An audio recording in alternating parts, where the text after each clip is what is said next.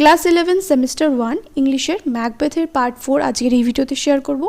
এর আগে পার্ট 3 মানে 3টে পার্টে ভিডিও দিয়েছি। যদি তোমরা ভিডিও না দেখে থাকো এই ভিডিও ডেসক্রিপশন বক্সে তোমরা ভিডিওর প্লেলিস্টের লিঙ্ক পেয়ে যাবে। আর যদি তোমরা মনে করো যে অনলাইন ক্লাস জয়েন হবে তাহলে সেটাও কিন্তু তোমরা করতে পারো। এই ভিডিও ডেসক্রিপশন বক্সে দেখো হোয়াটসঅ্যাপ নাম্বার দেওয়া রয়েছে, সেখানে তোমাদের অনলাইন ক্লাসের জন্য যোগাযোগ করতে হবে।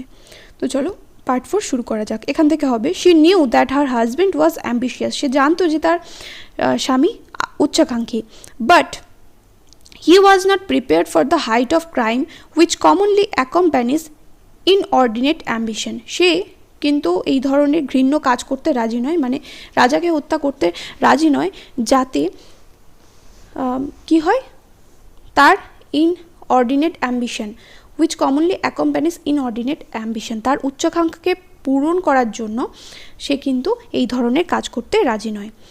she had owned his consent about the murder. সে কিন্তু ম্যাকবেথের কাছ থেকে মতামত নিয়ে নিয়েছে, মানে সম্মতি নিয়ে নিয়েছে যে খুনটা করার জন্য, মানে লেডি ম্যাকবেথ নিজেই এবার খুনটা করতে যাবে, রাজাকে হত্যা করতে যাবে। But she doubted his resolution, কিন্তু সে তার দৃঢ় প্রতিজ্ঞাতে বা ম্যাকবেথের যে দৃঢ়তা ভাব সেটাতে কিন্তু সে সন্দেহ করে যে সে আদৌ খুন করতে পারবে কিনা। And she fear that the natural tenderness of his disposition would defeat the purpose, মানে রাজাকে যে হত্যা করা হবে সেটা সম্বন্ধে ম্যাকবেথের কাছ থেকে সে অনুমতি নিয়ে নিয়েছে, কিন্তু তার স্বামী শরীরে যেহেতু বেশি দয়ামায়া, যেহেতু যেটা তোমাদের আগের ভিডিওতে বললাম, আগের পার্টে বললাম যে যেহেতু তার স্বামী শরীরে বেশি দয়ামায়া, তাই সে ভাবছে যে ম্যাকবেথ খুনটা হয়তো ঠিকভাবে করতে পারবে না, রাজাকে হত্যা করতে গিয়ে হয়তো ফিরে আসবে।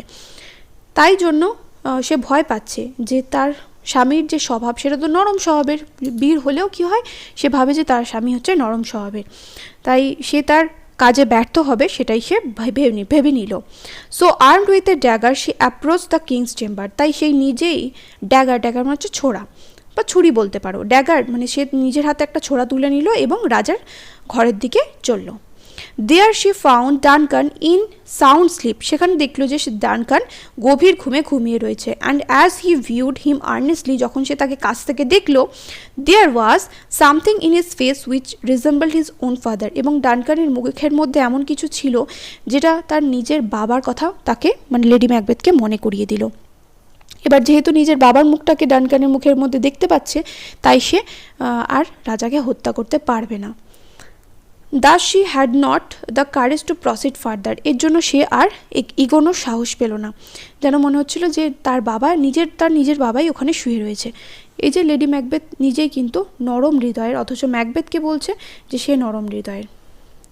She returned to confer with her husband, সে এবার ফিরে আসলো তার স্বামীর উপর দায়িত্বটা চাপিয়ে দেওয়ার জন্য, ডানকানকে হত্যা করার দায়িত্বটা চাপিয়ে দেওয়ার জন্য। He thought that there was strong reasons against the murder, সে ভেবেছিল যে সে মানে হচ্ছে ম্যাকবেথ, সে ভেবেছিল যে রাজাকে হত্যা না করার বিরুদ্ধে অনেক যুক্তি রয়েছে। Macbeth was not only a subject but also a close relative to Duncan. Macbeth কি বলেছিল? ম্যাকবেথ বলেছিল যে আমি তো রাজার কেবলমাত্র একটা প্রজা নয়, আমি রাজার একজন নিকট আত্মীয়। Besides he had been A host to the king, বরং এছাড়াও রাজা আজ রাতে তার অতিথি, সে এখন অতিথি সেবক। So his duty would be to protect the king from the threat of the murderers, তাই তার কর্তব্য হচ্ছে রাজাকে খুনিদের হাত থেকে রক্ষা করা। Not to bear the dagger himself, নাকি নিজে ছুরি নিয়ে গিয়ে তাকে হত্যা করা। এই সমস্ত কারণগুলো কিন্তু ম্যাকবেথ দিয়েছিল। He also considered how just and merciful a king this Duncan had been, সে এটাও স্বীকার করে নিল যে ডানকান কত ভালো রাজা, ডানকান কত ন্যায়পরায়ণ পরোপকারী রাজা। How clear of offense to his subjects, how loving to his nobility, that his subjects are doubly bound to avenge his death. How clear of offense to his subjects, এবং যখন রাজা মারা যাবে, রাজাকে যখন হত্যা করা হবে, তার প্রজারা, এই যে যারা তাকে ভালোবাসে, তারা কিন্তু বিদ্রোহী হয়ে উঠবে রাজার মৃত্যুর বদলা নেওয়ার জন্য। Moreover, by the favors of the king, যাই হোক বা অধিকন্তু রাজার দয়ায় বা রাজার সুবাদে Macbeth stood high in the opinion of all sorts of men. Macbeth এই রাজ্যের সমস্ত মানুষের থেকে উচ্চপদস্থ, মানে রাজার দয়াতে বা রাজার করুণাতে বা রাজার সুবাদে ম্যাকবেথ কিন্তু এত উচ্চপদ পেয়েছে। And how would those honours be stain by the reputation of so foul a murder. এবং যদি সে রাজাকে খুন করে তাহলে এই হত্যাকারীর দাগিতে বা হত্যাকারীর অপরাধ, মানে হত্যার অপরাধে তার এই সমস্ত সম্মান কি হবে, ধুলোয় মিশে যাবে, সমস্ত সুখ্যাতি সমস্তটা কিন্তু কালিমালিপ্ত হবে। In this conflicts of the mind Lady Macbeth found that her husband had resolve to proceed no further. এইরকম মনের প্রতিদ্বন্দ্বিতায়, মানে ম্যাকবেথের মনের মধ্যে যেহেতু এই কথাগুলো চলছে যে সে তো রাজার একজন নিকটাত্মীয়, সাথে রাজার যে সুবাদেই ও এত উঁচু উঁচু পদ লাভ করেছে রাজ্যে স্কটল্যান্ডে, এবং সেই রাজাকে সে কিনা হত্যা করবে। In this conflicts of the mind Lady Macbeth found that, এই মনের দ্বন্দ্বে বা মানসিক দ্বন্দ্বে লেডি ম্যাকবেথ দেখতে পেল যে বা খুব বুঝতে পারলো যে তার স্বামী আর এগিয়ে যেতে চাইছে না, মানে রাজাকে খুন করতে চাইছে না। But she was a woman not easily shaken from her purpose. কিন্তু সে হলো এমন এক ধরনের মহিলা, অর্থাৎ লেডি ম্যাকবেথ এমন এক ধরনের মহিলা যে কিনা খুব সহজে তার উদ্দেশ্য ত্যাগ করে না। She began to pour in at his ears words tinged with a velour of her tongue, infusing a portion of her own spirit into his mind, assassinating reason upon reason why he should not shrink from the resolution he had earlier undertaken, and how the action of one night would give to all their nights and days to come sovereign power and royalty. এবার অনেকটা বড় line ভেঙে ভেঙে পড়ছি, দেখো।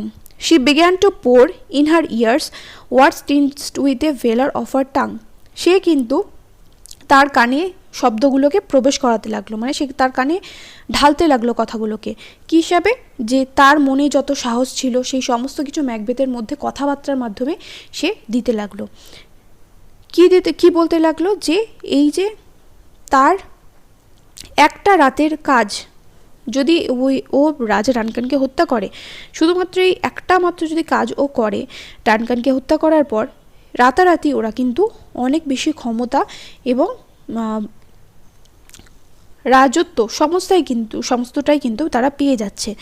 রাজারা রাতারাতি তারা কিন্তু এই রাতে যদি ও ডানকানকে হত্যা করতে পারে তাহলে রাতারাতি তারা কিন্তু রাজা হয়ে যেতে পারবে এবং তাদের কাছে কিন্তু সমস্ত ক্ষমতা চলে আসবে। She even accused him of cowardice and fickleness for reverting to his decision. সে এমনকি তাকে কাপুরুষও বলল এবং বলল যে তোমার মধ্যে কোনো দৃঢ়তা নেই, তুমি কি ধরনের বীর যে তুমি নিজের যে সিদ্ধান্ত সেটাতে অটল থাকতে পারো না। She also told him how practicable it would be to lay the guilt of the dead on the drunken grooms who were sleeping outside the king's chamber. সেটাও বলে দিল যে রাজার ঘরের বাইরে যে সমস্ত ঘুমন্ত প্রহরীরা রয়েছে তাদের উপরে এই দোষটা চাপিয়ে দেওয়া যাবে যে তারা রাজাকে খুন করেছে।